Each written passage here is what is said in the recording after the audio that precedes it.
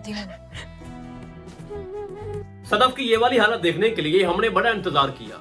हम वो रात नहीं भूले जब इसकी शादी अमार से हुई थी, और शादी की पहली रात जो हमारे बिलाल अब्दुल्ला के ऊपर गुजरी, तो एक एक लम्हा जिस तकलीफ से गुजार रहा था हम कैसे भूल सकते हैं। भाई साहब, हमें इंसाफ चाहिए। ये देना, मैं तेरे वास्ते नाची रे, देना। और मुझे बड़ा अच्छा लग रहा है जिस तरह से बार बार अमार अब सदफ को चीट कर रहा है और दानिया के कहने पर उसको मिलने चला जाता है, और जिस तरह की एक मिसअंडरस्टैंडिंग जो है वो अमार और सदफ के दरमियान पैदा हो चुकी है। इन्हीं लम्हात का हम इंतजार कर रहे थे। अब जाके इस ड्रामे के अंदर वो माहौल बनाया गया है कि अब सबको ये लग रहा है कि सदफ की अब बिलाल से शादी होगी। अब सदफ मजीद अमार के साथ नहीं रुक सकती और ना ही अमार उसके साथ रुकेगा। बहुत से लोग ये कह रहे थे कि अब ऐसा नहीं होना चाहिए, उसकी शादी पहले अमार से हुई और अब दोबारा जाके फिर वो शादी बिलाल से करे, तो ये काबिल कबूल नहीं है। बात तो वैसे बिल्कुल ठीक है, जिस तरह की मोहब्बत बिलाल अब्दुल्ला ने सदफ से की थी वो इसको डिजर्व नहीं करती। अब जिस तरह का एक सिनेरियो बनाया जा रहा है, एक पूरी प्लानिंग की जा रही है कि सदफ और अमार को अलग करना है, उस पे बाकायदा खलील साहब ने काम करना शुरू कर दिया है। आज मैं आपको एग्जैक्टली बताने जा रहा हूँ कि आगे क्या होने वाला है। ऐसा क्या होगा कि अमार और सदफ अलग हो जाएंगे और सदफ की शादी फिर बिलाल से हो जाएगी। है ना मजे वाली बात। अब देखिए, दानिया वापस आ गई है और दानिया जिस प्लान के साथ वापस आई है ना, वो अमार को नहीं छोड़ेगी।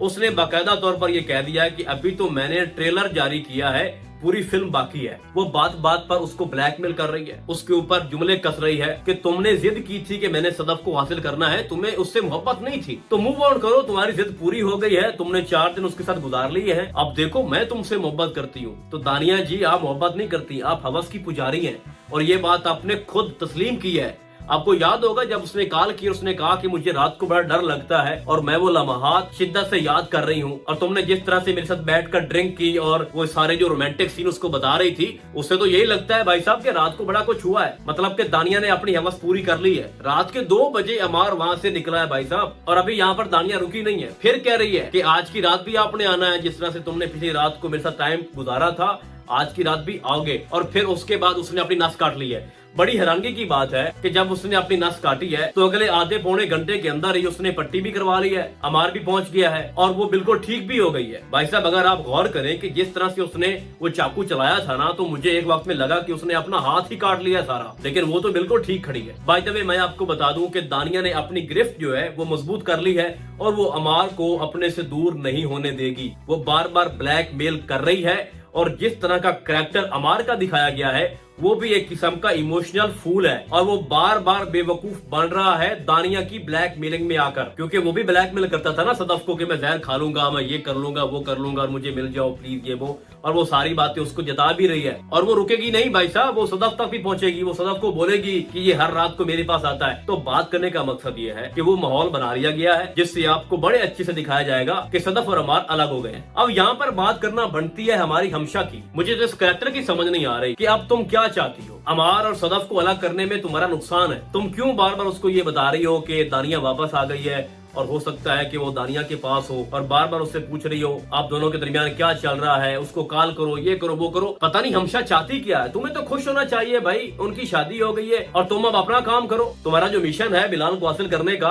उस पे काम करो ना। अब उसके बाद आपको दिखाया जाता है कि बिलाल अब्दुल्ला वापस आ गया है और उसने मजीद 2 होटल जो हैं वो खोले हैं, एक कराची में, एक लाहौर में, और उसने अमार से कहा है कि इन दोनों में से किसी एक होटल को आपने ज्वाइन करना है। अब यहाँ पर मसला ये है कि अगर अमार लाहौर आ जाता है तो इसका मतलब ये है कि वो सदफ से अलग हो गया। सदफ तो बिलाल के साथ ही काम करेगी ना, जहाँ वो पहले काम कर रही है। तो अगर अमार लाहौर चला जाता है और बाद में ये बताया जाता है कि दानिया भी वहीं पहुंच गई है, और उसके बाद कुछ ऐसे प्रूफ भी मिल जाते हैं सदफ को जिसमें दिखाया जाएगा कि वो दोनों बैठे हैं या डेट मार रहे हैं या बहुत कुछ ऐसा कर रहे हैं, तो फिर उसके बाद सदफ क्या करेगी। ऊपर से हमेशा उसको बार बार टॉर्चर कर रही है शुरू की तरह। सदफ ने हमेशा को बोला भी है कि भाई तुम क्या हो, पहले तुम अमार की तारीफ करती करती थकती नहीं थी और आज तुम उसी की शिकायतें कर रही हो। मतलब उसको एक ऐसी औरत बनाकर पेश कर दिया है कि उसने सिर्फ कान भरने हैं, यहाँ से बात सुननी है, दूसरे को बतानी है, दूसरे की तीसरे को, और तीसरे की चौथे को। उसका सिर्फ यही काम है, इसके अलावा कोई काम नहीं है। और ये सब कुछ करने के बाद बिलाल को भी हासिल करना, ये भी उसका एक ख्वाब है जो कभी पूरा नहीं होने वाला। तो भाई साहब, आगे जाके क्या होगा। सदफ को सिर्फ शक नहीं है, उसको पक्का हो चुका है कि अमार मुझे बार बार चीट कर रहा है, उन दोनों के दरमियान लड़ाई झगड़ा होगा। और जिस तरह से दानिया बार बार अमार के कान भर रही है कि सदफ के दिल में अब भी बिलाल अब्दुल्ला की मोहब्बत है, वो भी तुम्हें चीट कर रही है कि लड़ाई आपस में बढ़ेगी, डिस्प्यूट्स बढ़ेंगे तो हीट ऑफ द मोमेंट अमार के मुंह से भी ये निकलेगा, तुम्हारे दिल में भी तो बिलाल अब्दुल्ला बसता है। तो ये सुनकर वो और ज्यादा चौंक जाएगी। तो मामला वहां तक पहुंच जाएंगे कि दोनों फैसला कर लेंगे कि हम दोनों एक साथ नहीं रह सकते। उसके बाद जो सदफ है वो अपनी जॉब तो करती रहेगी और उसका फिर आमना सामना होता रहेगा बिलाल अब्दुल्ला से। और बिलाल अब्दुल्ला चूंकि उसको बार बार इग्नोर कर रहा होगा और सदफ के दिल में एक ही बात होगी कि मुझसे बहुत बड़ी गलती हो गई, मैंने बहुत गलत इंतखाब किया हमशा की बात में आकर। तो वो क्या करेगी कि वो बिलाल अब्दुल्ला के पीछे पड़ जाएगी, उसको बोलेगी कि मुझसे गलती हो गई है, तुम ही जमानत लेके आए थे अमार की, तुमने ये उसकी गारंटी दी थी, लेकिन वो मुझे बार बार चीट कर रहा है, मैं उसके साथ मजीद नहीं रहना चाहती और मुझे आज एहसास हो चुका है कि मुझे आपका दिल नहीं दुखाना चाहिए था,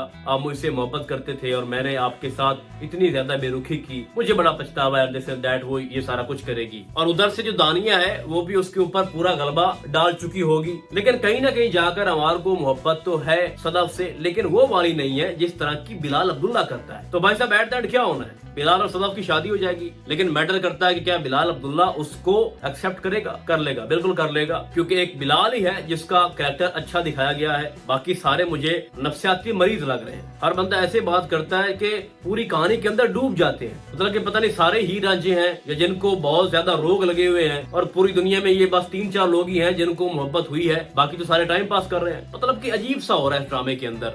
मैं आपको सच बता रहा हूँ, बिलाल के अलावा बाकी सारे फजूल हैं। तो जनाब मेरे नजदीक जब सदफ अमार को छोड़ देगी या वो दोनों अलग हो जाएंगे तो उसके बाद सदफ के पास और कोई रास्ता बचता नहीं है, तो जाहिर सी बात है दोनों की शादी करवा दी जाएगी।